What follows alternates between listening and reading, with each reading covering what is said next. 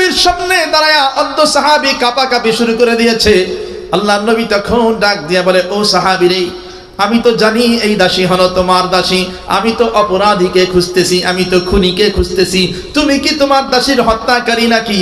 তখন ওই সাহাবী ডাক দিয়ে বলে, ওগো আল্লাহর নবী, হ্যাঁ হ্যাঁ, আমি আমার দাসীকে হত্যা করে ফেলেছি। আল্লাহর নবী মুহাম্মদুর রাসূলুল্লাহ সাল্লাল্লাহু আলাইহি ওয়াসাল্লাম ডাক দিয়া বললেন, ও সাহাবী, তুমি কি জানো না ইসলাম ধর্মে খুন করাকে সমর্থন করে না, ইসলাম ধর্ম হত্যাকে হারাম বলে, হারাম বলে। ইসলামী শরীয়তের বিধান হত্যাকে হারাম করে, তুমি এই হারাম কাজটা কেন করলা?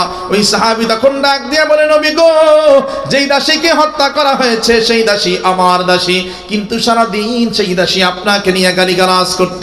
সকাল থেকে রাত পর্যন্ত যখনই আমার সঙ্গে দেখা হইতো তখনই আপনার বিরুদ্ধে বাজে ভাষায় কথা বলতো, আপনাকে নিয়ে খারাপ মন্তব্য করত। আমি